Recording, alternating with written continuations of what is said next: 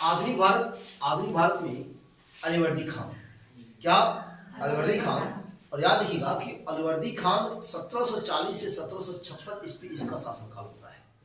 कब से कब तक? 1740 से 1756। याद रखिएगा कि 1740 में अलीवर्दी खान एक युद्ध लड़ता है, जिस युद्ध का नाम होता है गिरिया का युद्ध। क्या? गिरिया का युद्ध। और इस गिरिया के युद्ध में इन्होंने सुजाउद्दीन के पुत्र सरफराज को मार डाला। किसको?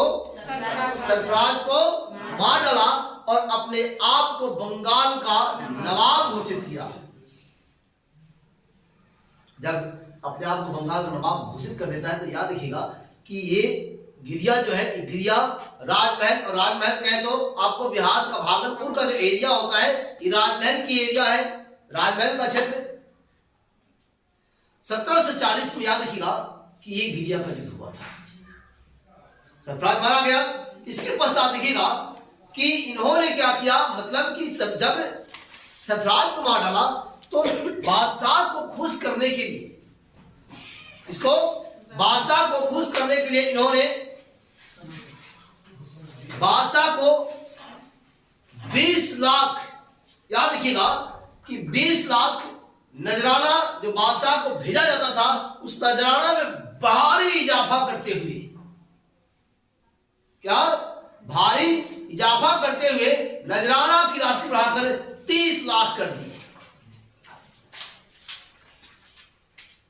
बादशाह को पहले दिया जाता था 20 लाख। जब इन्होंने गिरिया के युद्ध में पराजित कर दिया, किसको? सुजाउद्दीन के पुत्र सरफराज को मार डाला, तब बादशाह को खुश करना था। बादशाह को खुश करना था, इसलिए उन्होंने किया क्या कि बादशाह को खुश करने के लिए, और याद रखिएगा कि जो पेशकश जो होती है, पेशकश जिसकी चर्चा मैं पिछली कक्षा में कर चुका हूं, पेशकश या नजराना, क्या पेशकश या नजराना, ये ऐसी चीज होती है कि जितनी अधिक पेशकश उतना ही काम में सहूलियत। अच्छे अच्छे लोग डगमगा जाते हैं पेशकश में। तो बादशाह को जब इन्होंने मारा उसको, सरफराज को, तो बादशाह को 20 लाख के बदले कोई बात नहीं, आपको 30 लाख देंगे। अब यहां देखिएगा कि अलीवर्दी खान का दिन बदल रहा है। क्या हो रहा है? इसका दिन बदल रहा है।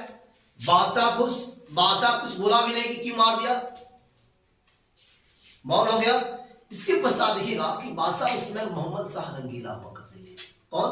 मोहम्मद शाह रंगीला। और मोहम्मद शाह रंगीला के बारे में क्या कहना है? बड़ी रंगीला अजीब गजीब के बादशाह थे। स्त्रियों के वेशभूषा में वो दरबार में उपस्थित हो जाते थे। एक तरह से कहा जा सकता है कि विलासितापूर्ण जीवन व्यतीत कर रहे थे। अब एक चीज देखिए कि जब पेशकश अधिक मिला तो बादशाह शांत हो गया। फिर मोहम्मद शाह रंगीला प्रसन्न होता है और अलीवर्दी खान को करता क्या है कि अलीवर्दी खान को सुजाउल मुल्क की उपाधि, सुजाउल मुल्क की उपाधि देता है, और साथ ही साथ दूसरी उपाधि देता है कुसुम उदौला की। ये दो उपाधियां अलीवर्दी खान को सौंप देता है, ये उपाधि से सुशोभित करता है। इसके बाद देखिएगा, इसके साथ ही मोहम्मद शाह रंगीला ने एक सनद पत्र अर्थात आज्ञा पत्र, सनद पत्र मतलब क्या? आज्ञा पत्र जारी किया, और इसके तहत अलीवर्दी खान को बंगाल का नवाब, याद रखिएगा कि मोहम्मद शाह रंगीला ने इसी के साथ एक सनद पत्र या आज्ञा पत्र जारी किया, और इस आज्ञा पत्र के तहत अलीवर्दी खान को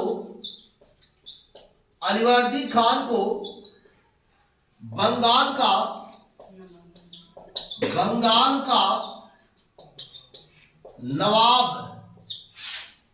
नवाब बना दिया। क्या किया? बंगाल का नवाब घोषित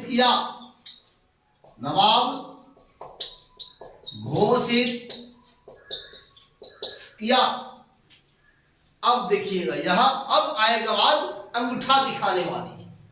कहने का मतलब कि जब तक नवाब नहीं था, जब तक नवाब नहीं था तब तक तो ठीक था, नजराना देते रहा, और वो भी भारी भरकम, बादशाह को खुश करने के लिए। बादशाह को शायद उस दिन का ज्ञात ही नहीं हो पाया कि वो दिन जब नवाब घोषित होगा, तो नवाब घोषित होने के बाद बादशाह को ठेंगा दिखा देगा। क्लियर? इसके पश्चात देखिएगा, अब ये होता क्या है, याद देखिएगा कि जब बादशाह मोहम्मद सारंगीला इसे सनद पत्र के माध्यम से नवाब मान लेता है और इसे दो उपाधियां देता है। दो उपाधियां कौन कौन सी, तो याद रखिएगा, एक शुजाउल मुल्क की उपाधि देता है और दूसरी उपाधि हुसूम उदौला की देता है। और ये दोनों उपाधियां जब प्राप्त हो जाता है सनद या आज्ञा पत्र के माध्यम से नवाब घोषित हो जाता है, तो नवाब घोषित होने के बाद क्या, नवाब घोषित होने के बाद ये और प्रसन्न होता है, कौन, अलीवर्दी खान, और करता क्या है कि बादशाह को 2 करोड़ नजराना पेश करता है। कितने करोड़? 2 करोड़ नजराना पेश करता है। और याद रखिएगा कि ये 2 करोड़ नजराना था, इसके साथ बेशकीमती उपहार भी पेश करता है। और फिर क्या करता है, उसके पश्चात की घटना, अलीवर्दी खान करता क्या है कि बादशाह के द्वारा जब नवाब बना दिया जाता है, तो नवाब बनाए जाने के पश्चात 1740 से लेकर के 56 तक 1 भी रुपया नजराना के बदले नहीं देता है। क्लियर? जो 2 करोड़ मिल गया, बादशाह खुश, और उसके बाद फुस, बिल्कुल बंद कर दिया गया।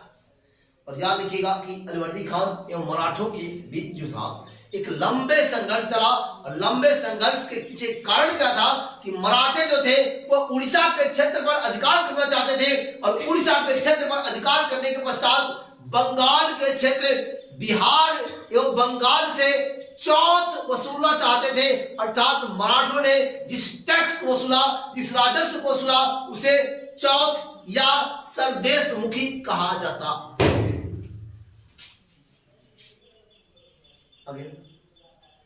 मराठों ने जिस टैक्स वसूला उसे क्या कहते हैं, चौथ कहते हैं। और याद रखिएगा कि मराठों का लंबा संघर्ष चला, और इस संघर्ष का अंत होता है तब जब 1751 ईस्वी में अलीवर्दी खान एवं मराठा सरदार, और मराठा सरदार का नाम होता है रघुजी भोसले, रघुजी भोसले के बीच एक संघर्ष होता है, एक संधि होता है। और इस संधि के तहत संधि नंबर, शर्त नंबर 1, शर्त नंबर 1 होता है, ये होता है पहला शर्त कि उड़ीसा का प्रांत मराठों को दे दिया गया। किसको? मराठों को दे दिया गया। अब देखिएगा कि मराठा सरदार रघुजी भोसले, और रघुजी भोसले एवं अलीवर्दी खान के बीच जो संधि होता है 1751 ईस्वी में, इस संधि की जो शर्तें होती हैं, इस संधि की शर्तों में पहला शर्त कि उड़ीसा को जो मराठे जीतना चाहते थे, इस उड़ीसा के क्षेत्र को मराठों को सौंप दिया गया। शर्त नंबर 2, बंगाल एवं बिहार से चौथ के रूप में जो चौथ वसूलना चाहते थे, जो चौथ वसूलना चाहते थे, इस चौथ के रूप में याद रखिएगा 12 लाख रुपया, कितने लाख?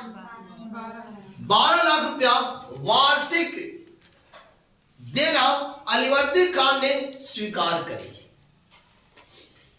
शर्त नंबर 3, और याद रखिएगा कि ये प्रश्न यूपीएससी लेवल का प्रश्न बोलने जा रहा हूं। ये जो तीसरा नंबर शर्त था, तीसरा नंबर शर्त ये था कि जो स्वर्ण रेखा नदी, स्वर्ण रेखा नदी जो झारखंड में बहती है, इस स्वर्ण रेखा नदी को दक्षिण पश्चिम बंगाल की सीमा बना दिया गया। क्लियर? मतलब कि स्वर्ण रेखा नदी जो थी उसको सीमा बना दिया गया। और याद रखिएगा कि फोर्ट विलियम कलकत्ता की नींव जो डाला था उसका नाम जॉर्ज चरनॉक था। क्या था? जॉर्ज चरनॉक था। और याद रखिए कि जॉर्ज चरनॉक ने फोर्ट विलियम की नींव रखी थी। क्लियर? नेक्स्ट, अब देखिएगा कि ये फोर्ट विलियम की न्यू जॉर्ज अर्नोग ने कर दिया। और इसके पश्चात होता क्या है कि जो मराठे थे, मराठे गुरिल्ला युद्ध पद्धति, क्या छुप छुप कर वार करते थे, गुरिल्ला युद्ध का उन्होंने रणनीति अपनाई थी। और इस गुरिल्ला युद्ध से सबसे अधिक बंगाल की जनता भयभीत थी। और यहाँ तक कि यहाँ के जो बड़े व्यवसायी थे, ये बड़े व्यवसायियों ने क्या किया कि धीरे से जाकर अंग्रेजों की शरण में बैठ गया। किस शरण में? अंग्रेजों की शरण में बैठ गया। और जब अंग्रेजों की शरण में व्यवसायी चले गए तो और वहां से जो जनता थी वो आम जनता उठकर दूसरे जगह जाकर बस गई। अब एक चीज देखिएगा कि इस संघर्ष में सबसे अधिक किसी को फायदा हुआ तो सबसे अधिक फायदा अंग्रेजों को हुआ। और अंग्रेज तो चाहते ही थे कि आप लड़ो और हम मजे लें, है कि नहीं? अब क्या होता है कि अलीवर्दी खान ने अंग्रेजों की तुलना, याद रखिएगा, एक बात बोली है कि अंग्रेजों की तुलना मधुमक्खियों की छत्ते से की है, अर्थात मधुमक्खियों से की है। और वो स्पष्ट शब्दों में कहते हैं कि अंग्रेज मधुमक्खी के समान है, यदि आप इसे छेड़ेंगे नहीं तो ये शहद देंगे अर्थात मधु देंगे, और जब इसे छेड़ेंगे तो ये आपको छोड़ेंगे नहीं, काट काट कर मार डालेंगे। और ये बातें अलीवर्दी खान ने किया। आगे होता क्या है, और ये इसको इंपोर्टेंट करके लिखेंगे, क्लियर? आगे होता क्या है कि 10 अप्रैल 1756 को अलीवर्दी खान की मृत्यु हो गई। और याद रखिएगा कि मृत्यु के पश्चात होता क्या है कि इससे पहले अलीवर्दी खान अपने समय में ही उन्होंने क्या किया कि अपने दोहिता को, अपने नाती को, उसका एक नाती था, क्या था? एक नाती था। इस नाती को उन्होंने अपना उत्तराधिकारी घोषित कर दिया, क्लियर? और याद रखिए कि दुर्भाग्य अलीवर्दी खान का कोई बेटा नहीं था, 3 पुत्रियां थी। कितनी? 3 पुत्रियां थी। और याद रखिएगा कि ये 3 पुत्रियां में सबसे बड़ी बेटी का नाम था घसीटी बेगम। क्या नाम था? घसीटी बेगम।